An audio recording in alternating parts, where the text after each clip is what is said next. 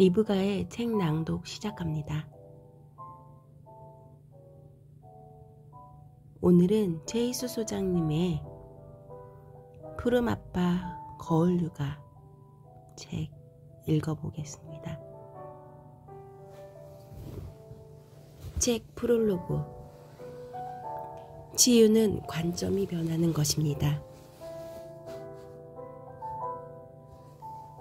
아이의 의식은 영롱하고 순수해서 부모의 억압되어 있는 감정과 상처를 거울처럼 비추어 줍니다. 억압은 무의식에 자리 잡고 있기에 자신은 그것이 있는지 없는지도 모릅니다. 우리는 잉태되는 순간부터 그리고 태어나서 지금까지의 모든 기억을 무의식에 가지고 있지요. 기억은 나지 않지만 부모가 되어 아이를 키우다 보면 자신의 어린 시절이 어떠했는지를 알게 됩니다. 아이를 키우면서 분노가 올라오거나 아이를 있는 그대로 사랑할 수 없다면 우리의 기억 저편에 어딘가에 해결되지 않은 상처가 있는 것입니다. 아이는 언제나 부모의 스승으로 오지요. 아이만큼 부모의 상처를 그대로 비추어주는 사람은 없습니다. 아이는 부모를 사랑해서 이 땅에 왔어요.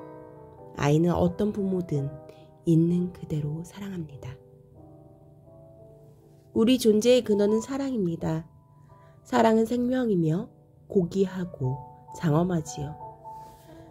사랑을 경험한 사람은 바로 이를 알지요. 사랑을 경험한 사람은 이를 바로 알지요. 사랑은 증명할 수는 없어도 누구나 알아요. 우리는 지금 여기에 존재합니다. 우주에 단 하나라도 어긋남이 있었다면 우리가 존재한다는 것은 불가능합니다. 우리는 부모의 정자와 난자가 수정되어야 태어날 수 있지요. 우리 부모가 태어나려면 조부모의 만남이 있어야 하고요. 그래서 우리는 존재하지요. 나뭇잎 하나가 떨어지려 해도 바람이 불어야 하고 바람이 불려면 지구가 돌아야 합니다. 지구가 돌려면 우주의 균형이 잡혀야 하지요. 우주 전체가 우리의 존재와 관련이 있고 그 어긋남 없음이 바로 사랑입니다. 우리의 존재의 근원이 생명을 살리는 사랑이라는 말이 이해되지요? 일어날 것들이 일어나도록 통제하지 않고 놔두면 사랑에 의해 창조가 시작되지요. 우주의 이런 속성을 언어로 표현할 때는 신성하다고 합니다. 아이는 이런 신성을 내면에 가지고 태어나지요. 종교 이야기는 아니지만 저는 인류 역사상 아이를 가장 잘 키운 사람은 성모 마리아라는 말을 자주 합니다. 성모 마리아는 예수님을 어떻게 키웠을까요? 하나님을 대하듯 배려 깊은 사랑으로 키웠을 것입니다. 잠재성은 그것을 비추어주는 사람에 의해 구체적인 모습으로 표현됩니다. 만일 우리 부모가 자신이 고귀하고 장엄하며 신성하다고 믿고 우리를 그대로 비추어 주었다면 우리 또한 그렇게 믿을 것입니다. 그런데 우리 부모가 자신이 조부모에게 받은 그대로 자신을 하찮고 찌질하며 쓸모없다고 믿었다면 우리 또한 부모에게 받은 그대로 자신이 그렇다고 믿겠지요. 그 믿음은 당대에서 끝나지 않습니다. 적어도 5대까지 이어집니다. 한 세대에서 자살이 나왔을 때도 그 가계도를 조사해보면 5대까지 자살이 나오는 것을 볼 수 있지요.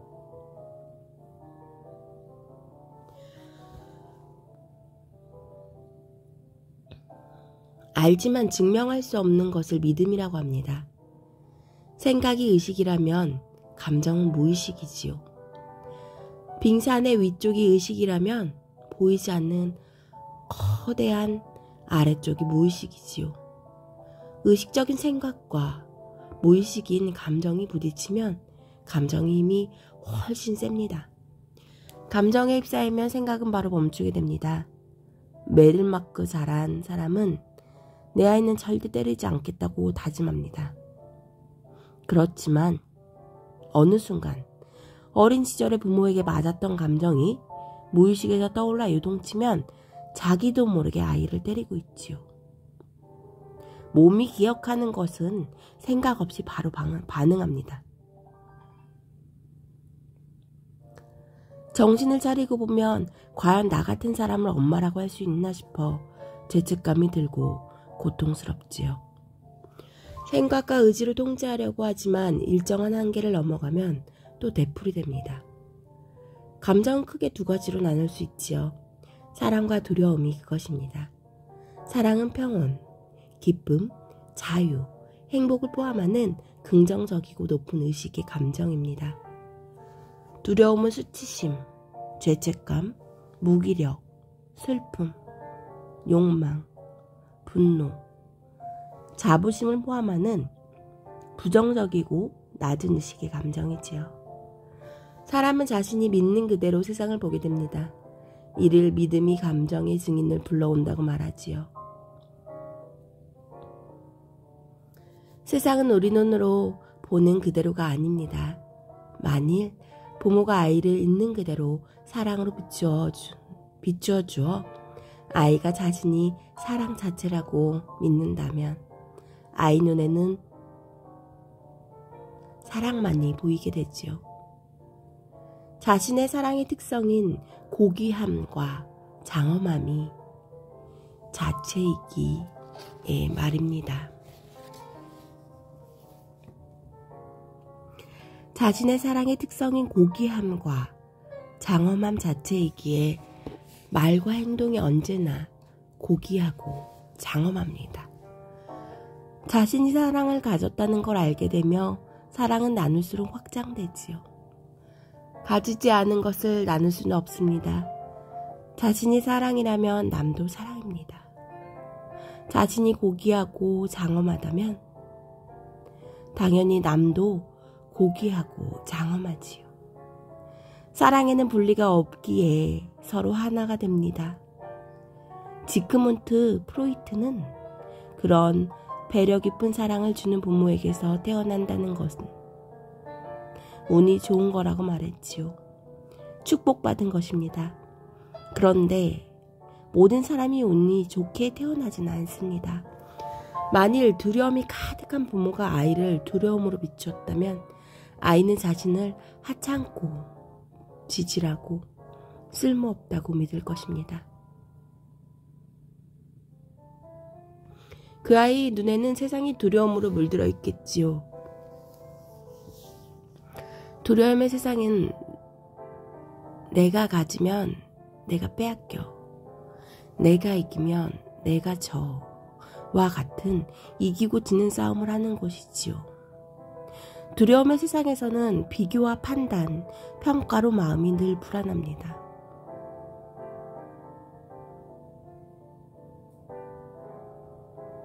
경쟁, 죄와 벌, 죽음이 삶을 지배하니까요. 두려움에는 늘 분리가 있고 정도와 차이가 보입니다.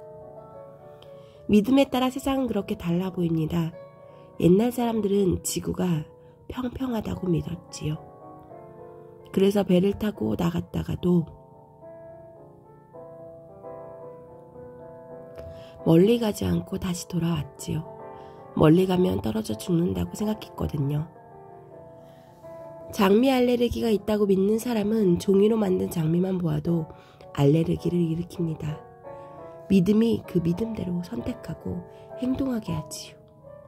우리는 이 세상에 배우러 왔습니다.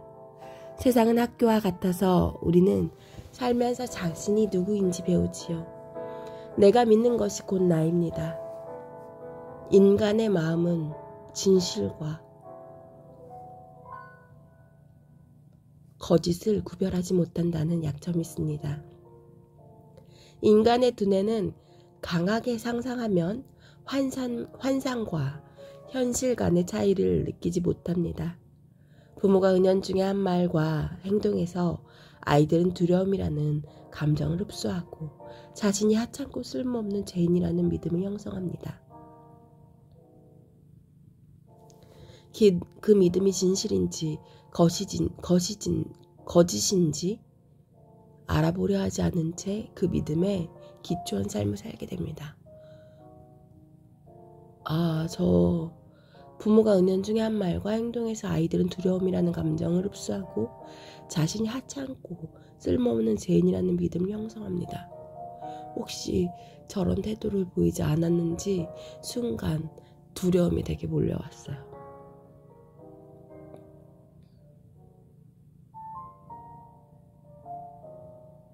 안 하는지보다 제가 엊그저께 하는 행동들, 그런 행동들이 다 막 지지난주에 했던 행동들, 아이한테 했던 말들, 그런 제 태도가 순간 기억이 났어요. 그래서 굉장히 지금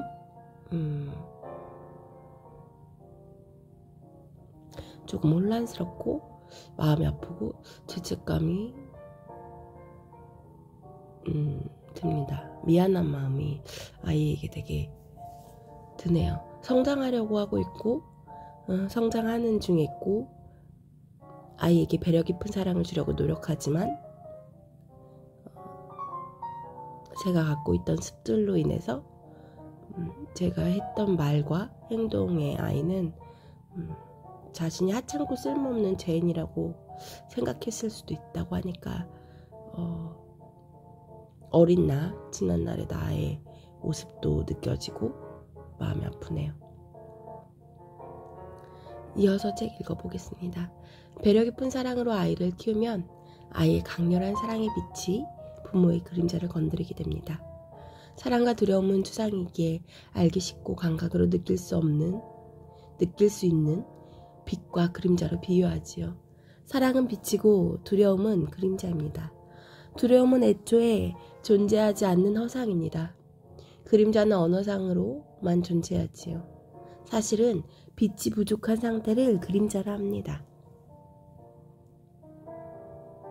부모로서 내 아이만은 있는 그대로 배려 깊게 사랑하겠다고 선택하면 그 배려 깊은 사랑을 막는 모든 것이 의식으로 올라옵니다. 아이의 강렬한 사랑의 빛은 부모가 자신도 몰랐던 내면의 그림자를 만나게 합니다.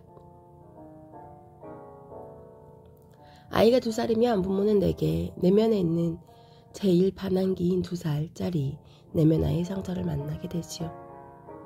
상처는 거짓의 믿음인 그림자를 말합니다. 아이가 5살이면 부모는 전능한 시기에 황제가 되지 못해 받은 5살 무렵의 상처가 건드려지지요.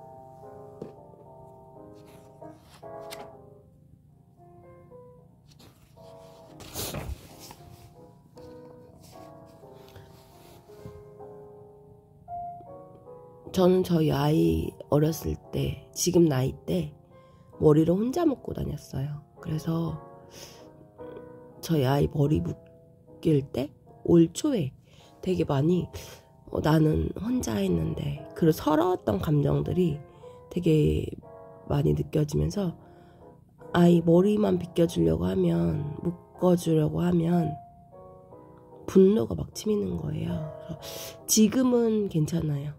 그리고 제가 막 예뻐 보이고 싶었던, 부러웠던 친구들의 머리, 그거를 계속 하고 있었어요. 저는 머리를 혼자 묶으니까 양갈래 머리를 묶을 수 없었거든요. 그래서 그리고 저희 아이가 머리가 숱이 좀 많아요. 그래서 하나를 묶으면 좀 버거워서 진짜 5살 때부터, 어렸을 때 어린이집 갈 때부터 양갈래 머리를 계속 해줬던 것 같아요. 그래서 아이는 엄마 나 이제 이 머리 싫어라고 얘기를 한 1년 전부터 했고, 근데 저는 그게 바뀌지 않더라고요. 그러니까 제 마음대로 네 머리는 이렇게밖에 할 수밖에 없어 라고 계속 표현을 했고, 그렇게 하다가 아이가 원하는 대로 해주니까 너무 편한 거예요. 이쁜 머리핀을 살 필요도 없고 그거로 아이를 돋보이게 해줄 필요도 없고 그냥 머리만 빗겨주고 그냥 머리만 묶어주고 하나를 묶고 그러고 갑니다. 그래서 그 분노 뺏는 작업을 하기도 했지만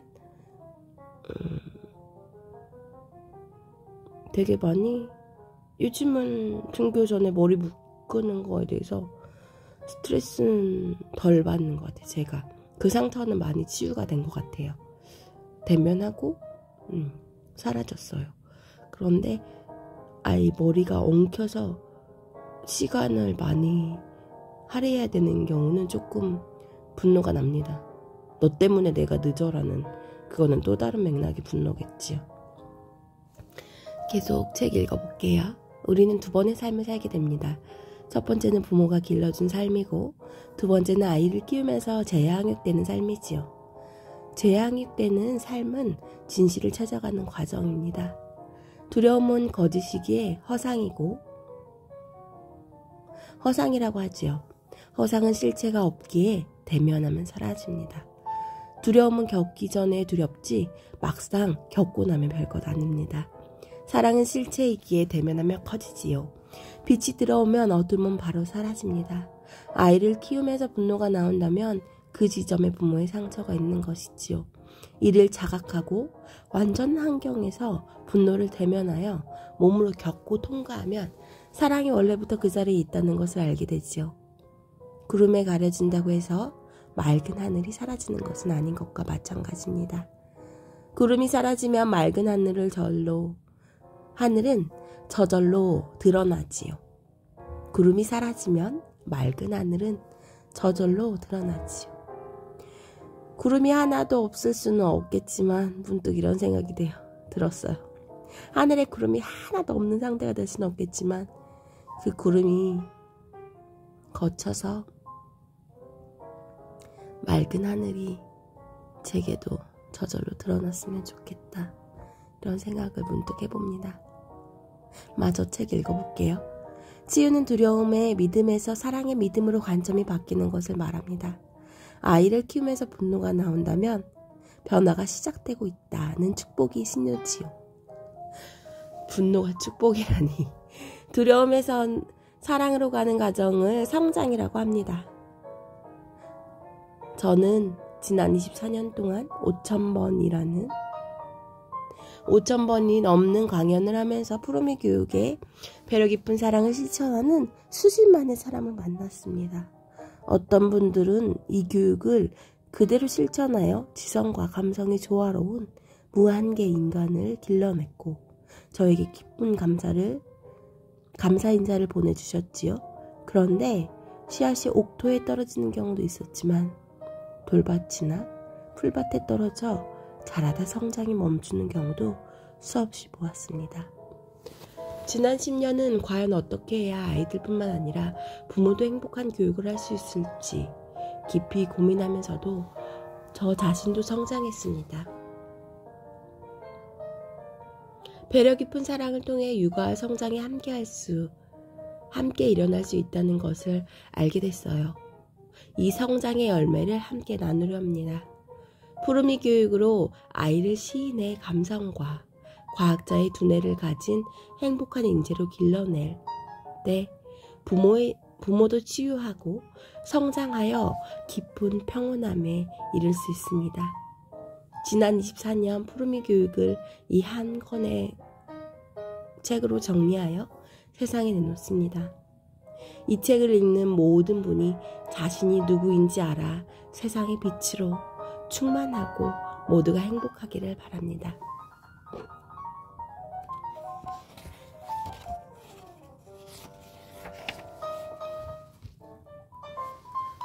여기까지 프롤로그였고요. 프롤로그 치유는 관점이 변하는 것입니다. 였어요. 챕터가 보이는데요. 제1장 아이를 키우는 일이 이토록 어려운 이유. 저 짧은 글에도 되게 많은 걸 느끼게 하네요. 슬픔과 분노가 올라오는 지점. 크게 2장에는 자각과 대면, 상처를 인지하고 감정을 만나는 시간.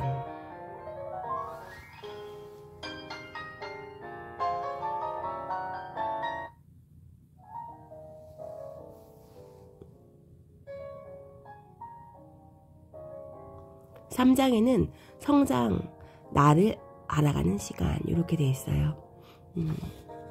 4장에는 아이의 발달에는 일정한 법칙이 있다. 5장 한계가 없는 아이로 키우는 책류가. 6장 배려 깊은 사랑으로 아이를 키운다는 것. 이렇게 돼 있어요.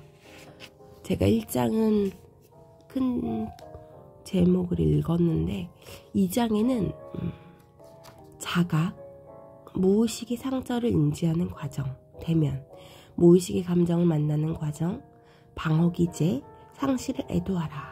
이렇게 2장에 돼 있고요. 3장에는 성장, 나를 알아가는 시간, 의식지도, 애고, 부, 건강, 부부유별, 의식성장과 관련 있는 추천도서 이렇게 돼 있어요. 4장 아이의 발달에는 일정한 법칙이 있다에는 잉태부터 출산까지 환영받아야 되는 시기, 태어나서 18개월까지 애착 형성의 시기, 18개월에서 36개월까지 제1반항기, 36개월에서 72개월 전능한 자아가 우세한 무법자 시기.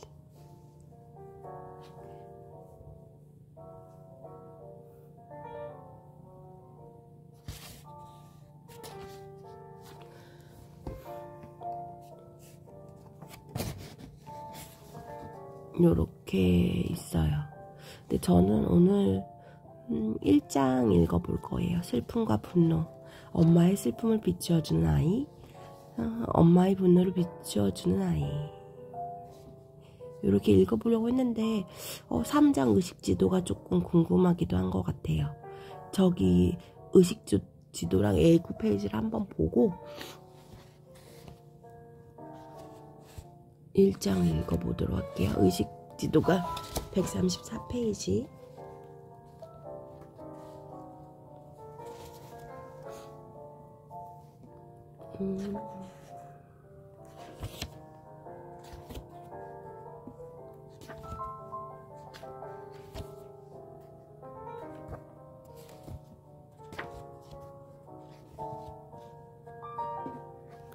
의식지도가 꽤 내용이 많아요.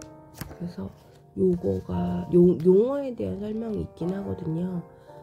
그래서 자부심, 욕망, 분노, 두려움에 대해서 요걸 한번 다루고 이 책을 읽으면 좋을 것 같긴 한데 내용이 꽤 있어서 일단 오늘은 짧게 시작을 해볼게요. 아직 저도 1장 슬픔과 분노가 얼만큼 정도 되는지는 모르겠어요. 읽어봐야 알 것 같아요. 분노 페이지가 조금 길은데 이따가 분노까지 못하면 할 수 있는 만큼 하겠습니다. 자, 넘어가 볼까요? 자, 엄마의 내면에 슬픔이 있다면 아이는 엄마의 슬픔이다. 해결될 때까지 온다.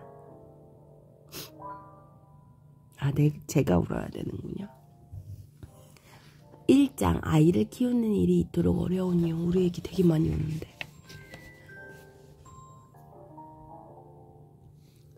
슬픔과 분노. 부모의 눈빛에서 이글거리는 분노를 보고 두려움에 떨면서 자랐다면 내 자식에게는 그런 두려움을 주지 않겠다고 결심한다. 자신의 부모와는 다르게 키우겠다는 결심을 하는 것이다. 하지만 저도 모르는 사이에 자신의 눈빛에서 부모와 같은 분노가 나오는 것을 발견하고는 종종 놀란다. 엄마의 슬픔을 비추어 주는 아이. 왜 사랑하는 아이를 키우는 것이 그토록 어려울까? 다른 사람에게는 친절하면서 왜 아이에게는 날것의 분노를 쏟아낼까? 우리의 무의식에 상처받은 내면 아이가 있기 때문이다. 상처받은 내면 아이는 부모가 인정하지 않아 나도 인정할 수 없기에 무의식의 그림자로 남아있는 욕구와 감정을 말한다. 상처받은 내면 아이는 치유하지 않으면 사라지지 않는다. 또한 무의식에는 시간과 공간이 없기에 시공을 초월하여 존재한다. 상처는 부모가 인정하지 않는다는 것에서 출발한다. 예를 들어 아이가 울면 불편함을 느끼는 부모는 뚝 그만 울어 라고 한다. 그러면 아이는 울음을 그친다. 그 다음부터는 우는 것이 수치스러워 울지 못한다. 울지 못한 감정이 어디로 가겠는가. 그 감정은 무의식에 그대로 억압되어 있다. 아이를 낳기 전까지는 이 슬픔의 감정을 만나지 않을 수 있다. 여러 가지 방어 기제를 통해 대면을 회피할 수 있기 때문이다. 그러나 아이가 생기면 더는 피할 수 없는 막다른 골목에 몰린다. 아이들 중에는 유독 우는 아이들이 있다. 아무리 울어도 달래주어도 울음을 그치지 않는다. 공감받은 아이들은 잘 울지 않는다. 울어도 잠깐 울고 나면 감정의 찌꺼기가 남지 않기에 언제 그랬냐 싶을 정도로 해맑게 웃으며 뛰논다. 그런데 엄마의 내면에 슬픔이 있다면 아이는 엄마의 슬픔이 다 해결될 때까지 운다. 아이가 울면 그 울음은 엄마의 무의식에 억압되어 있는 슬픔을 바로 건드린다. 엄마는 아이에게 공감해주라는 것을 배웠기에 말로는 우리 아이가 슬프구나. 그래, 울고 싶은 만큼 울어라 라고 할 수 있다. 그러나 표정은 아니다. 눈빛도 아니다. 목소리 톤도 아니다. 엄마의 무의식에서는 아이가 우는 것이 불편하다. 속마음은 이렇다. 아이고 지겹다. 그만 울어라. 그 정도 했으면 됐지. 뭘 더 어쩌란 말이냐. 엄마는 아이의 감정에 공감해주기보다는 자신의 감정을 달래기도 바쁘다. 아이와의 연결이 끊어진 것이다. 이를 감지한 아이는 부정적인 관심이라도 받으려고 또다시 울기 시작한다. 그림자가 됐다는 것은 이제 자신의 의식에서는 찾을 수 없다는 것이다. 그러면 아이에게서 찾게 된다. 가장 믿을 수 있고 친밀하며 엄마가 무엇을 해도 있는 그대로 사랑해준 아이가 대신 표현하기 때문이다. 엄마의 슬픔이 억압이 되면 무의식의 그림자가 되어 의식에서는 찾을 수 없지만 엄마의 슬픔을 거울처럼 비추어주는 아이에게서 어린 시절 자신의 슬픔을 보게 된다. 아이는 언제까지 울까? 엄마를 사랑해서 이 땅에 온 아이들은 엄마가 자신의 슬픔을 다 우러낼 때까지 운다. 어린 시절의 슬픔을 해결하지 못하고 그대로 간직한 채 엄마가 된 사람에게 아이는 이렇게 말한다. 엄마, 으앙 하고 울어봐. 엄마의 분노를 비추어주는 아이. 어릴 때 부모님이 무서웠다면 화를 내지 못했을 것이다. 원래 화는 내 경계를 지키는 감정으로 길어야 1분을 넘지 않는다. 화가 1분을 넘어가면 무근화인 분노가 된다. 내 욕구가 채워지지 않으면 화가 난다. 화가 날 때 공감을 받으면 곧 사라진다. 화는 감정의 에너지기에 끝이 있다.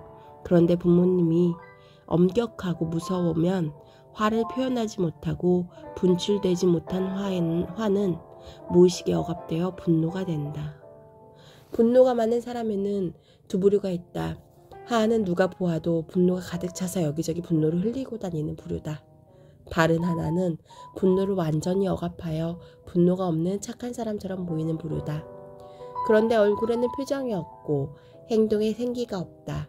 분노를 억압하는데 모든 에너지를 쓰기에 삶의 기쁨이 없는 것이다. 이런 사람은 두려움이 많다. 다른 사람이 나를 찌를 것 같아 두렵다고 느끼지만 사실은 반대다. 분노가 넘쳐 누구를 찌르고 공격하고 싶은 마음을 통제할 수 없어 두려운 것이다. 그래서 접촉 자체를 피한다. 아이들 중에는 엄마의 억압된 분노를 대신 표현하는 아이가 있다. 어떤 엄마들은 이런 말을 한다. 우리 애는 꼭 내가 힘들 때 맞을 짓을 해요. 아이들이 맞을 짓을 하는 이유가 무엇일까? 진짜 맞을 짓을 하는 걸까? 아이들은 엄마의 억압된 분노의 수위가 높아져 위험해지면 이를 바로 감지해서 엄마의 분노를 풀어낼 거리를 만들어준다. 그것도 모르는 엄마는 마구 소리를 지르면서 너 때문에 못 살아! 라고 아이를 야단친다. 한바탕 소란이 지나가면 분노의 수위가 어느 정도 낮아진다. 그러다가 엄마의 분노 수위가 높아지면 아이는 다시 말썽을 피워 수위를 낮추는 행동을 반복한다.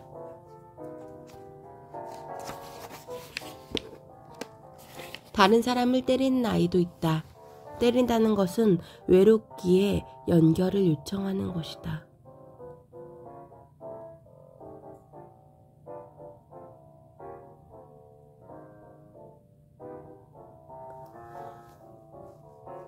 저 이 책을 읽었었는데 왜 이 부분을 처음 보죠? 때린다는 것은 아니면 오늘 더 와닿는 걸 수도 있을 것 같아요.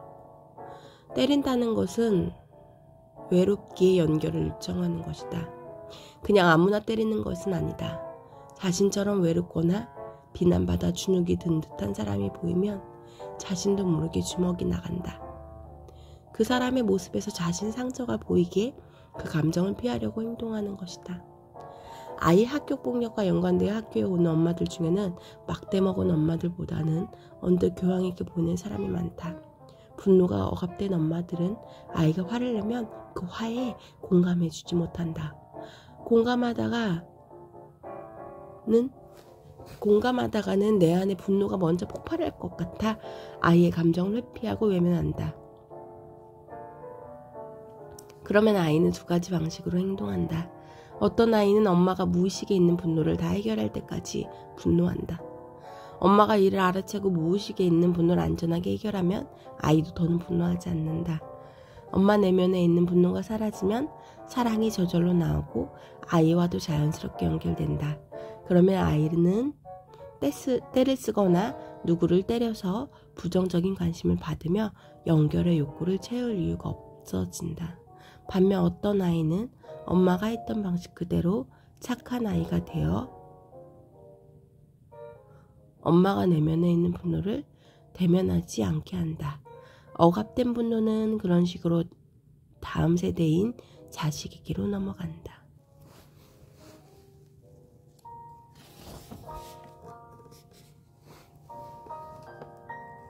분노가 올라오는 지점.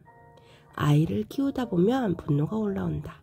분노가 올라오지 않는 사람은 이미 신의 영역으로 간 사람이다. 분노의 지점에 상처가 있다. 분노가 올라오면 어떤 상황에서 그러는지 적어라.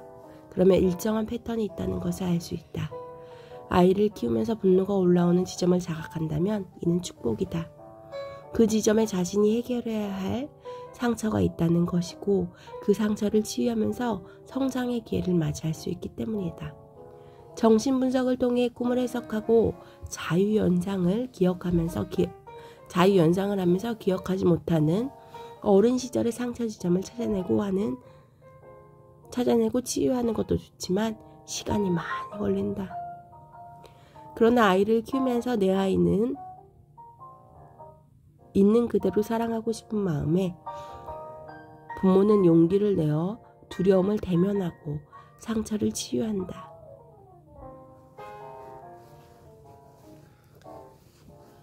아이를 키우면서도 부모도 다시 양육되기에 자신이 받지 못한 것이 무엇인지 알게 된다. 분노는 안전한 사람에게만 발산된다. 밖에서는 착한 사람이지만 집에만 들어오면 분노가 난다. 누가 가장 안전하고 믿을만한가? 어떤 경우에도 배신하지 못하는 사람이 누군가, 자신의 아이들 또는 배우자다. 어느 집이든 이런 사람이 꼭 한 명은 있다. 우리 어머니는 아버지를 가리켜 지나가는 까마귀에도 술 사줄 양반이라고 말하곤 했다.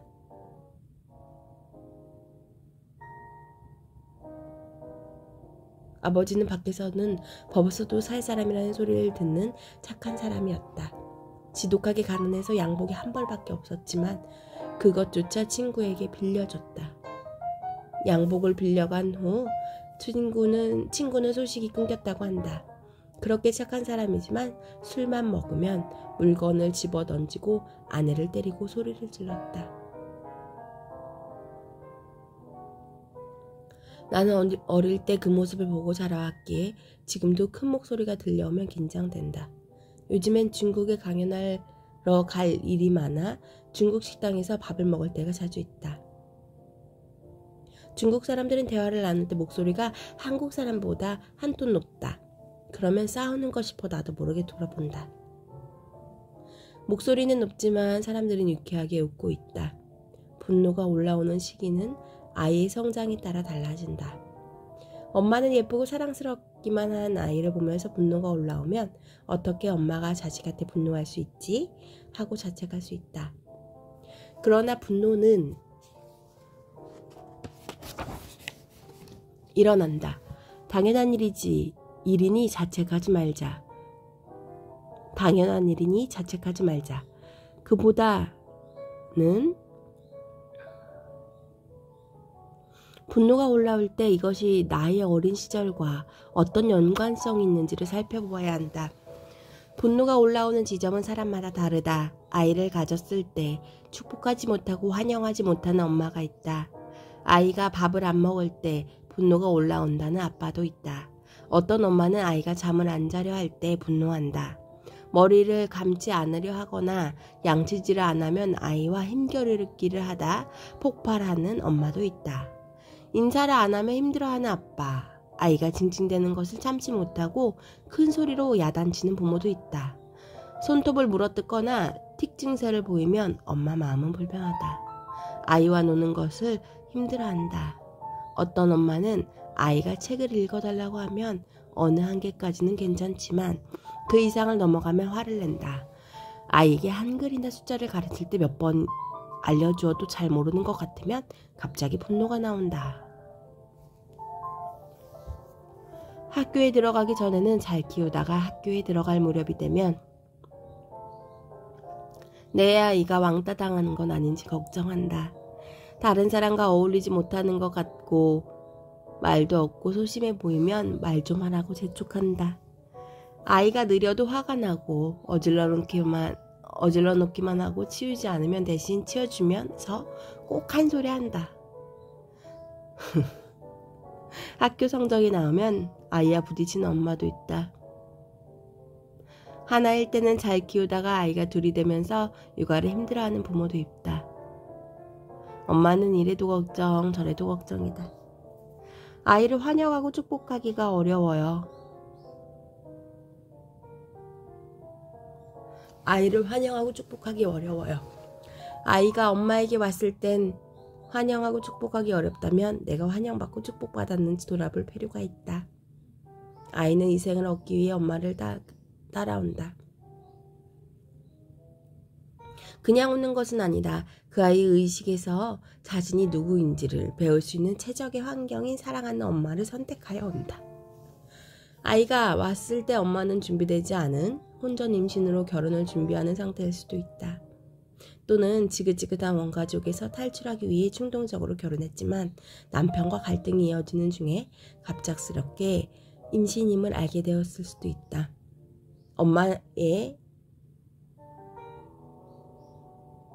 엄마가 남편의 관심을 잡아두기 위해 아들을 낳고 싶어 했지만 딸 많은 집에 딸로 태어날 수도 있다.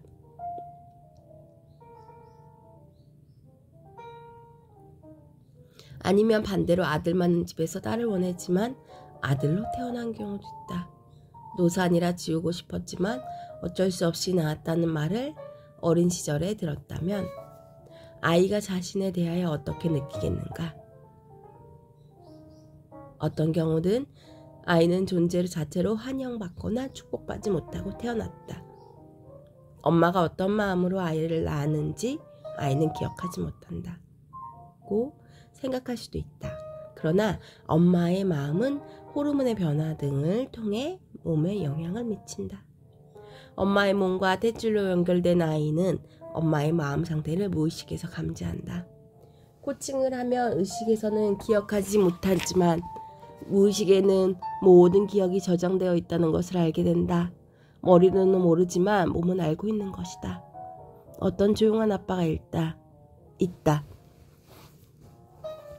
말투도 조곤조곤하고 행동도 부드럽다.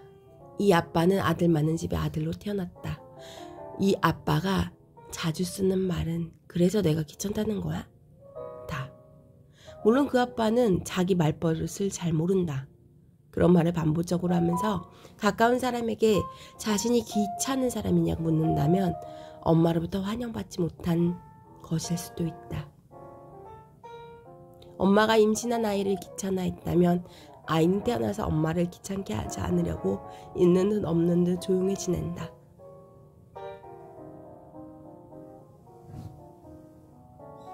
엄마가 환영하지 않으면 아이는 이 생을 얻지 못할 수 있기에 왜 그러는지도 모른 채 깊은 불안을 느낀다. 나도 내면으로 들어가기 이전에는 푸른 엄마와 다투다 분노가 올라오면 종종 이런 말을 했다. 당신이 우리 엄마 같은 환경에서 아이를 키웠다면 벌써 아이를 버렸을 거야. 그러면 푸른 엄마는 자신이 아이를 버린 적이 없는데 무슨 말을 하는 거냐고 화를 내곤 했다. 왜 이런 말을 입버릇처럼 했는지 나중에 내면 여행을 하면서 알게 됐다. 아기 때 엄마에게 버림받은 경험이 감정이 상처가 되어 내 무의식에 억압되어 있었다. 상처는 그 의미를 이해하여 치유되기 전까지는 일상에서 반복되어 나타난다. 어떤 아빠는 늘 깊은 수렁으로 빨려 들어갈 것 같은 환상이 떠올라 불안이 심했고 생활하기를 힘들었다. 코칭을 하면서 슬픔과 분노의 감정을 충분히 겪게 했다. 그러다 보면 갑자기 고래에 잡아먹혀 캄캄한 곳으로 들어가거나 물에 휩쓸려 어딘지 알 수 없는 어둠 속으로 빨려 들어가는 이미지가 떠오른다고 했다. 그때 거기가 어디야? 하고 물으면 엄마 뱃속이야 하고 답한다.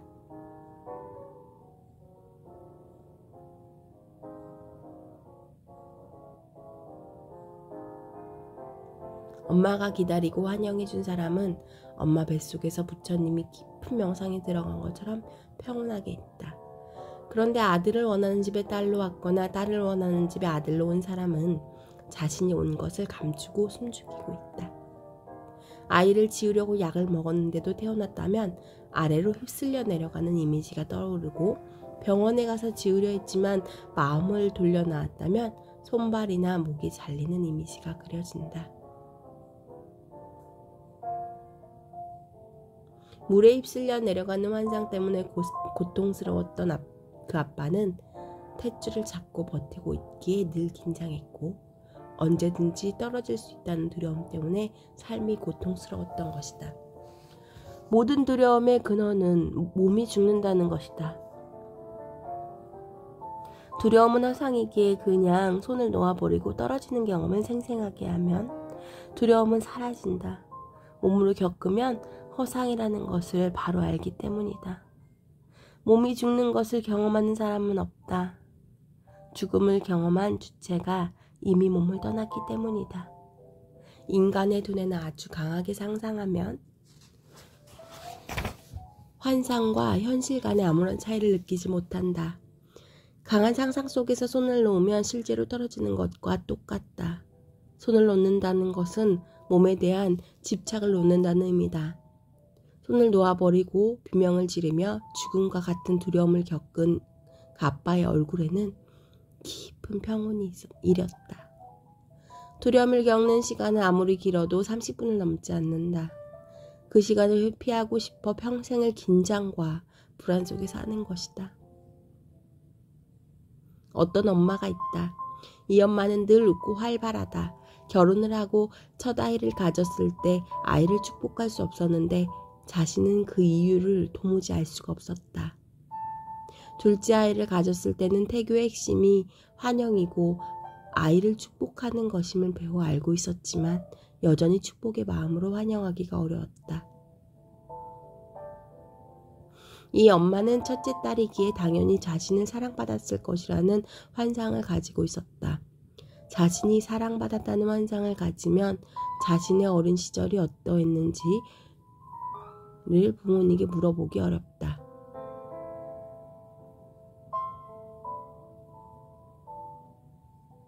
부모님에게 물어보면 자신이 거짓을 믿고 있었고 진실이 드러나리라는 것을 이미 알고 있기 때문이다. 자식을 환영하고 기다리는 부모는 아이가 태어나기 이전부터 아이와 관련하여 어떤 꿈을 꾸었는지, 아이가 자라면서 어떤 말을 하고 어떻게 행동했는지 물어보면 소상히 알고 있다고 다 이야기해준다. 아이를 키우면서 얼마나 행복했는지도 이야기해주고 싶어 한다. 하지만 그렇지 않은 부모는 자식이 물어봐도 그냥 두리뭉실하게 이야기하지 구체적으로 어떻게 사랑하고 환영해 주었는지는 기억조차 못한다. 이 엄마는 용기 내어 진실을 보기를 선택했다. 자신이 사랑받았다는 환상을 깨니 그동안 환상 뒤에 가려져서 느껴지지 않던 감정이 다 올라왔다.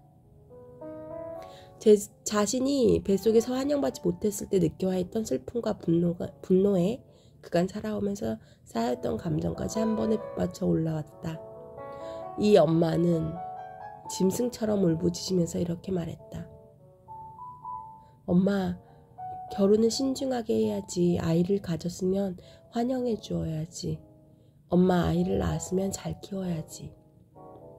폭풍이 지나가고 감정이 평온해지자 이 엄마는 뱃속 아이에게 걱정할 것 아무것도 없으니 잘 있다 나오라고 진심으로 축복할 수 있었다.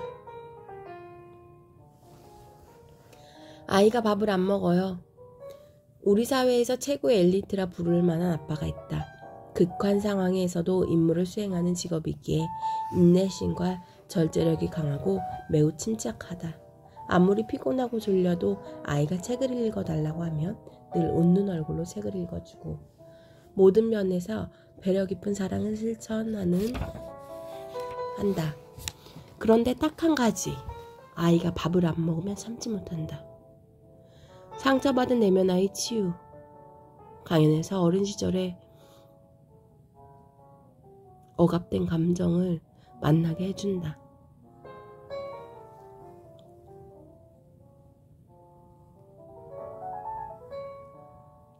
하지만 참가자들이 손을 들지 않으면 시키지 않는다. 그런데 이 아빠가 손을 번쩍 들었다. 푸른 엄마가 무대로 나오라고 했다. 아이가 밥을 안 먹을 때 어떤 감정이 올라와? 대면할 때 질문자는 반말로 한다. 그래야 대면자가 방어적이 되지 않고 무의식의 이미지를 바로 표현할 수 있기 때문이다. 분노가 올라와요. 배려 깊은 사랑을 전혀 모르는 아빠라고 생각하고 올라온 분노를 그대로 표현해봐. 이 아빠가 차분한 목소리로 말한다. 밥 먹어라. 아니, 보는 사람이 아무도 없다고 생각하고 집에서 아이에게 하는 대로 해봐. 밥 먹어! 밥 먹으란 말이야! 밥 처먹어! 밥 처먹어! 목소리가 점점 높아지다 분노에 걸린다. 뱃속의 깊은 곳에서 불덩이처럼 올라오는 분노의 몸을 떨면서 큰 목소리로 외친다. 분노 자체가 되기를 잠깐 짐승처럼 오열한다. 나는 네 나이 때 엄마 아빠가 이혼해서 새엄마가 신밥을 주어도 아무 말도 못하고 먹었어. 그런데 너는 차려준 밥도 안 먹어?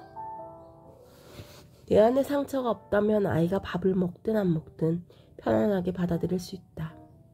오랜 인류사에서 충분히 먹었던 시간보다는 굶었던 시간이 많기에 우리 몸은 적은 음식을 먹어도 오랫동안 살 수 있도록 굉장히 효율적으로 진화했다.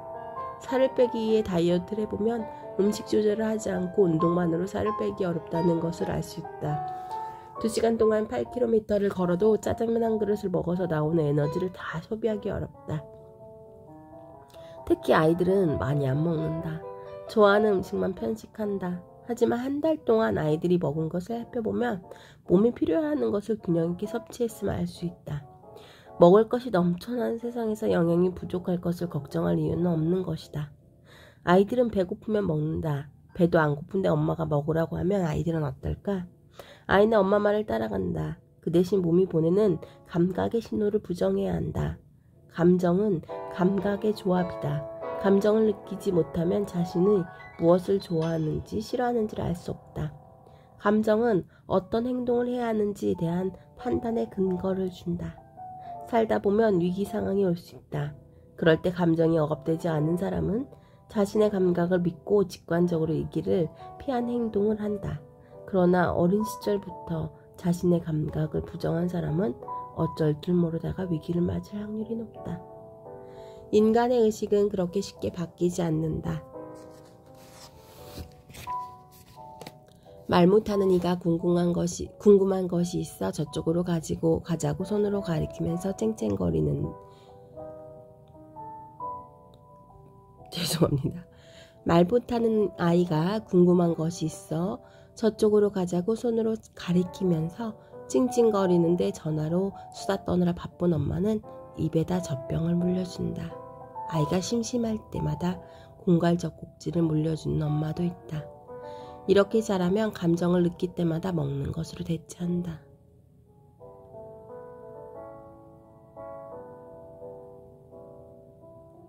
허거, 나도 물고 있었나?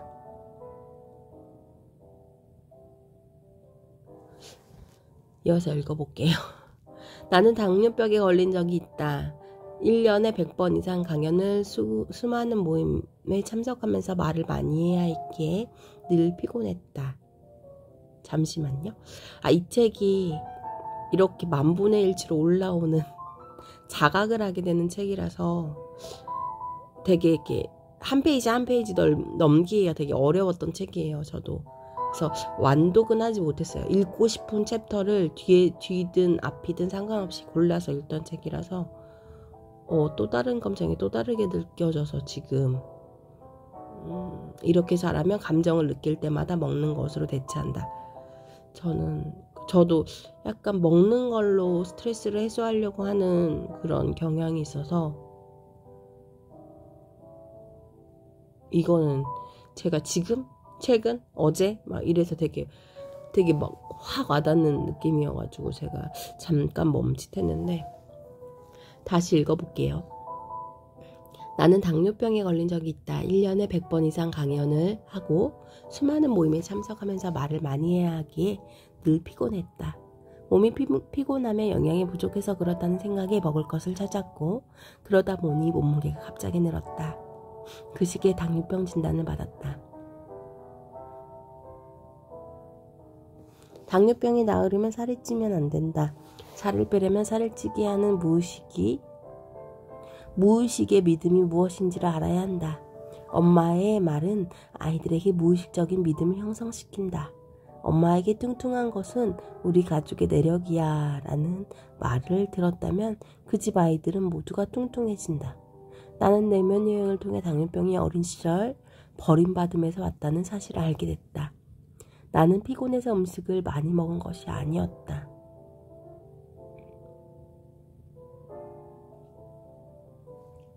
해질 무렵 마음속에 엄마가 그리워지고 공허함이 느껴지자 음식을 먹어 그 공허를 채우려 한 것이다. 정서를 음식으로 대체한 것이다. 많이 울고 분노하면서 상처받은 내면 아이를 위로하고 엄마를 놓아보냈다.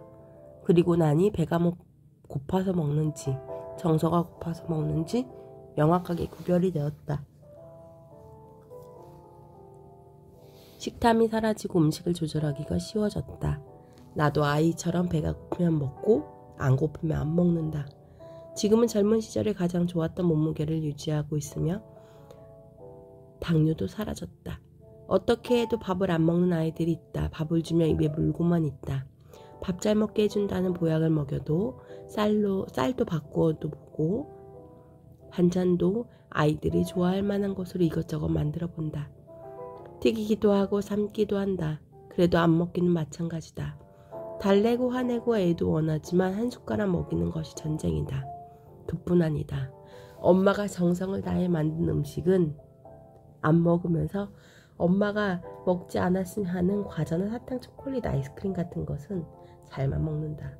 그러면 엄마는 참다 주기적으로 폭발한다. 이런 상태가 됐다면 엄마와 아이 사이에 힘겨루기가 시작된 것이다. 아이는 자기 스스로 할 수 있는 것이 먹는 것밖에 없기에 먹는 것으로 저항한다. 엄마가 아이에게 먹으라고 강제하지 않고 감정적인 압력을 주지 않았다면 아이는 엄마와 힘겨루기를 할 일이 없다. 혼자 먹을 기회를 만들어주면 두돌 전에 아이들은 수저를 자유롭게 사용하여 먹을 만큼 먹는다. 그러면서 눈과 손의 협응력도 길러지고 엄마는 아이의 먹는 문제를 걱정하지 않아도 된다. 과자나 사탕을 먹이는 것이 걱정된다면 애초에 집에 그런 음식을 놔두지 않으면 된다. 유혹을 앞에 놔두고 참으라고 하면 아이들은 얼마나 힘들겠는가. 제철 과일이나 엄마가 주고 싶은 간식을 놔두고 먹고 싶을 때 먹게 하면 아이들은 스스로 조절하여 먹는다.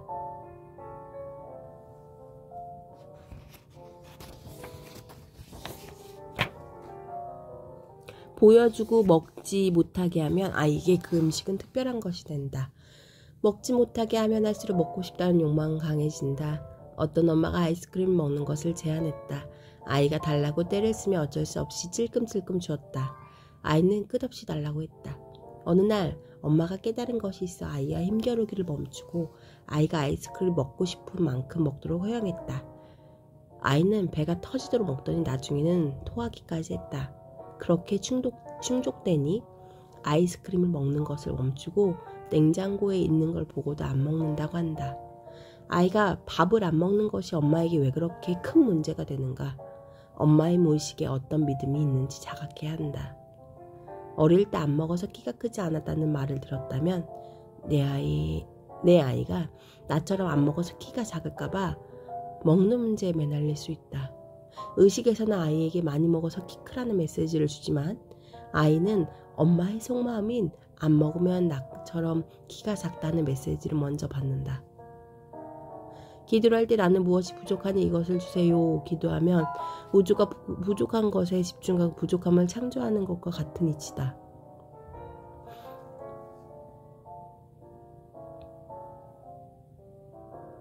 아이가 먹는 것은 아이에게 충분하다. 먹는 것에 대한 엄마의 감정적인 압력이 없으면 아이는 자유스럽고 충분히 음식을 탐험하면서 섬세한 미각을 발달시킨다. 음식을 먹는 것은 몸의 생존과 관련이 깊다. 에고는 자신을 생존의 주체라고 믿기에 몸을 잘 보고 있으면 에고가 어떻게 움직이는지 알 수 있다. 부모가 원하지 않았던 아이로 태어나서 젖이나 음식을 제대로 못 먹었거나 부모가 바빠서 음식을 제대로 챙겨준 적이 없다면 자기 아이의 먹는 문제에 매달릴 수 있다. 어떤 엄마가 있다. 이 엄마는 아무리 운동을 하고 다이어트를 해도 일정 수준 아래로 살을 뺄 수가 없었다. 자신의 내면을 잘 들여다보니 그 이상 살을 빼면 약해지고 병에 걸려서 죽는다는 믿음이 있었다.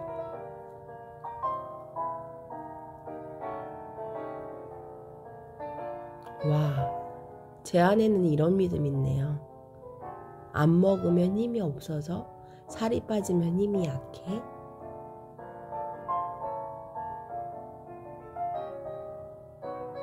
힘이 빠지면 힘을 못 쓰면 쓸모가 없어. 와. 저도 저 부분이 있어요. 일정 수준 아래로 살이 빠지면 안 돼. 그럼 너무 말라서 힘을 못 써가 있네요. 다시 읽어볼게요.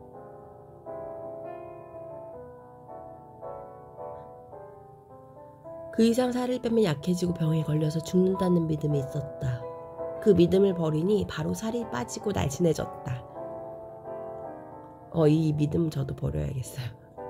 날씬해지면서 위도 줄어들고 감각도 섬세해지기에 일정 수준 이상의 음식을 먹으면 몸이 불편함을 느낀다. 그래서 많이 먹지 못한다.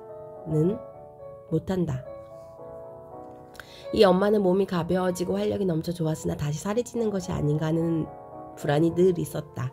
그래서 내면으로는 더 깊이 들어갔더니 무의식에 있는 생존을 위해서 먹어야 한다라는 아이 때 굶주린 욕구를 만나게 됐다. 생존을 위해서 먹어야 한다.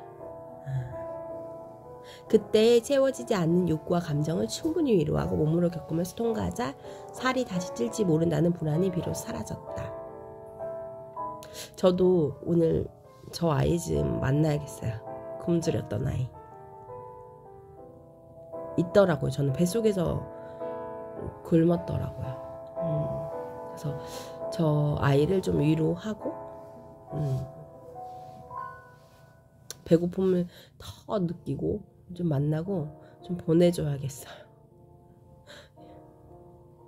살이 찔지 모른다는 불안이 비로소 사라졌다. 혹시 살이 찌더라도 음식을 조절해서 다시 빼면 된다는 의식에서 선택이 가능한 것이다.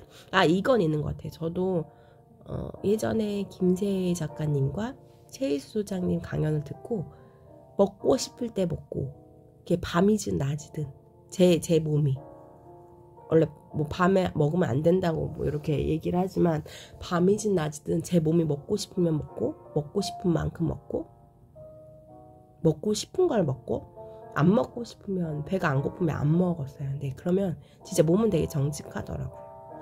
제가 막 엄청 날씬하진 않지만 제 몸이 제가 부담스럽지 않을 정도로, 예전에는 살이 되게 많다, 아이 낳고 그랬었는데 지금은 그렇지 않을 정도로, 그러니까 제가 봐줘도 이 정도면 됐지. 막 엄청 몸매가 아름다워서 그렇진 않지만 그냥 제가 제 몸이 버겁지 않을 정도이기에 저는 그냥 그렇게 몸은 되게 정직한 것 같아요. 강연을 할 때 엄마들에게 종종 이런 질문을 한다. 아이들은 엄마에게 매를 맞는 것이 무서울까, 아니면 밥을 안 주는 것이 무서울까요? 매 맞은 사람은 매가 무섭다고 하고, 엄마가 부재하여 먹지 못해 넌 아이들은, 못했던 사람은 굶는 것이 무섭다고 한다. 아이들은 매를 맞아도 부모가 죽도록 때리지 않는다는 것을 안다. 그러나 먹지 못하면 죽는다. 가난해서 굶주렸던 사람, 엄마가 얻거나 있더라도 제대로 챙겨주지 않아서 굶주렸던 사람은 아이가 먹지 않으면 미친다. 그래서 항상 더 먹이려 한다. 나는 어릴 때 너무 가난해서 굶었던 기억이 많다. 먹을 것이 없어 자식을 사흘 동안 굶겼다는 말을 엄마한테 들은 적도 있다. 그래서 그런지 다른 것에는 화를 낸 적이 없는데, 푸른 엄마가 아이를 부실하게 먹이는 듯하면 나도 모르게 분노가 올라오곤 했다. 눈치 빠른 푸른 엄마는 내가 집에 들어올 때쯤에는 있는 반찬 없는 반찬을 다 끌어내 아이들을 먹이곤 했다. 고추장 된장 먹지 않는 밑반찬을 잔뜩 꺼내놓고 풍요롭게 먹는 것처럼 꾸몄지만 나는 전혀 눈치채지 못했다. 그저 푸른 엄마가 잘 차려줘 아이들이 마음껏 먹는구나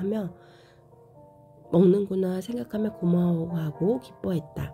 엄마가 일찍 돌아가셔서 어릴 때부터 혼자 밥을 챙겨 먹어야 했다면 아이들에게 밥을 챙겨주는 것이 힘들 수 있다.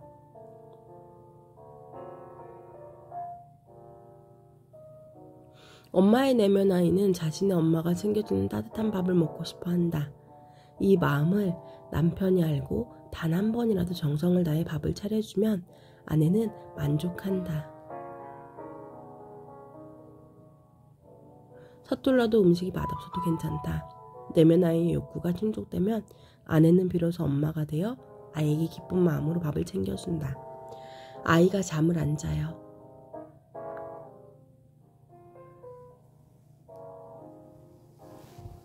아기는 24시간 내내 거의 잠을 자면서 보내는 것 같지만 세상에 행복한 아이들은 잠을 많이 안 잔다.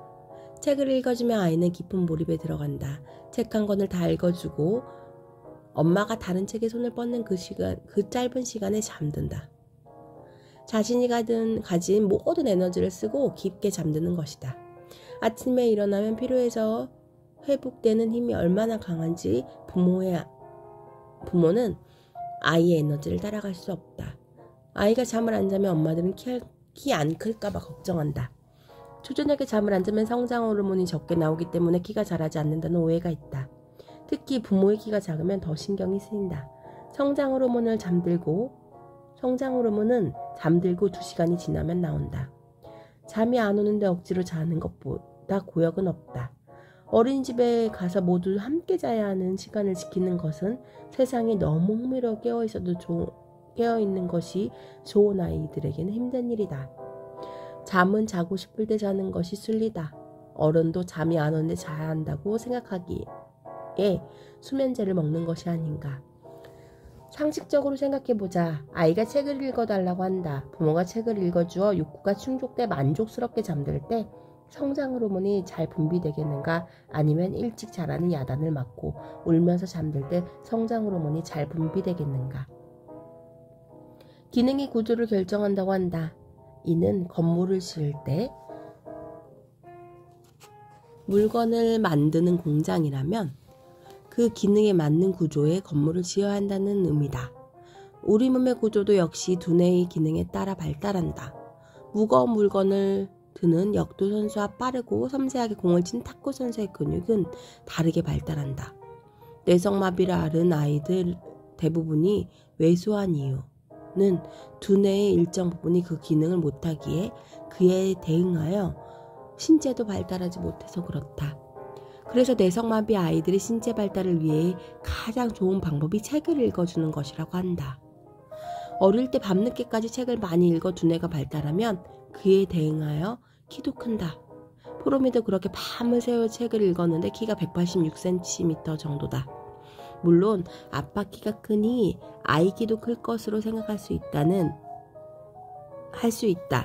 키는 유전의 영향을 많이 받는다. 그러나 유전은 잠재적인 것으로 어느 정도 상한선과 하한선을 정해줄 뿐 어느 위치에 있게 하는지 정하는 것은 환경이다. 부모의 말은 아이의 믿음이 된다. 부모의 말은 아이에게 믿음이 된다. 일찍 안 자면 키 안 커 라고 말하면 말 그대로 키가 안 큰다. 아이의 생체 리듬은 25시간이다. 아이를 그냥 자연스럽게 자게 하면 점점 1시간씩 늦게 잔다. 그래서 초등학교에 들어갈 때쯤이면 밤에는 자고 낮에는 일어나 활동하는 정상적인 주기로 돌아온다. 문제는 부모의 체력이 아이를 따라가지 못한다는 것이다. 게다가 너무 늦게 자면 아이가 아침에 일어나기 힘들어해 유치원이나 학교에 지각할 것이라는 두려움 때문에 아이를 억지로라도 재우려 한다.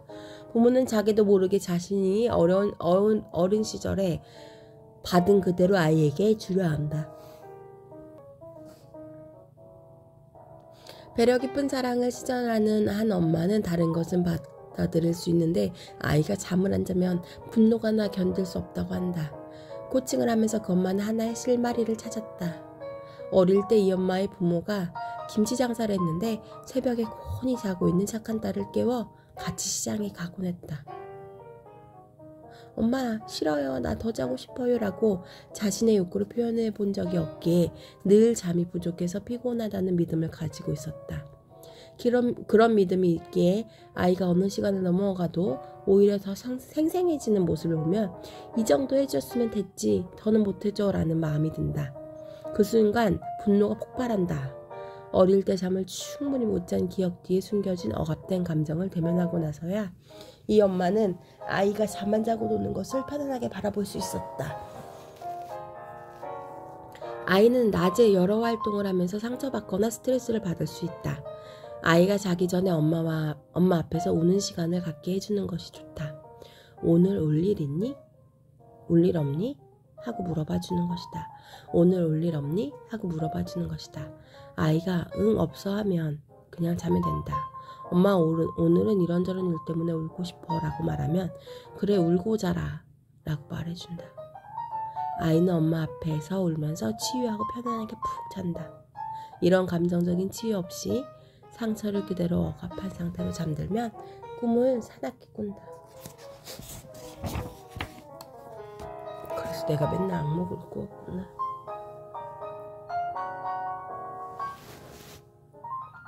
생각은 감정에서 파생되는데 밤새 감정과 관련된 이미지가 떠올라 스토리를 쓰게 된다. 그러면 오래 자도 피곤하다.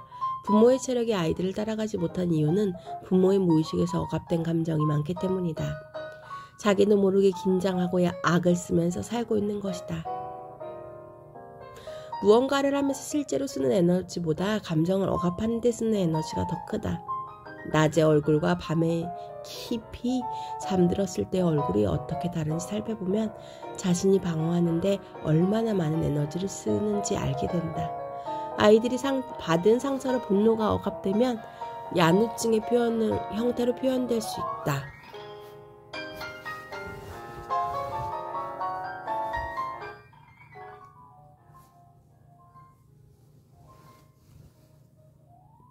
야누증은 화를 내고 공감받지 못하는 환경에서 분노를 참고 있다가 방어 기제가 풀리는 잠든 시간에 무의식적으로 분노를 풀어내는 행동이다. 일부러 그런 것이 아니라 잠자면서 싼 것이기에 엄마는 뭐라고 할 수가 없다. 이 세상에 온 것을 부모로부터 환영받지 못하면 아이는 엄마를 귀찮게 하지 않으려고 무기력하게 잠만 자기도 한다. 나는 손이로 큰 누나, 작은 누나가 있다. 나는 아들을 원하는 집에서 큰아들로 태어났기에 환영받았다. 큰 누나는 딸로 태어났지만 첫째라 받은 사랑이 있기에 에너지가 높다. 그런데 둘째 누나가 태어났을 때 아버지가 어머니를 미워했다는 이야기를 들었다. 엄마는 종종 이런 말을 했다. 둘째 누나는 어릴 때 온종일 잠만 자서 혹시 죽었는지 살펴보곤 했어. 둘째 누나는 늘 실수를 해 야단을 맞거나 욕을 먹었다. 역기능의 가정에서 온 가족이 수치심을 느끼지 않도록 감정의 배출구 역할을 한 것이다. 역기능 가정이란 가정의 설계자인 부모가 제 기능을 하지 못하기에 아이들이 그 역할을 맡아 유지되는 가정을 말한다. 그렇게 무기력했던 작은 누나는 자라면서 악바리가 되어 뭐든 열심히 노력해 성취해냈다. 잠시도 가만히 있지 않고 부지런히 움직인다. 불안이 높기 때문에 외부에서 뭐라도 성취해서 내면의 무기력을 덮으려는 것이다. 무기력에는 두 가지가 있다.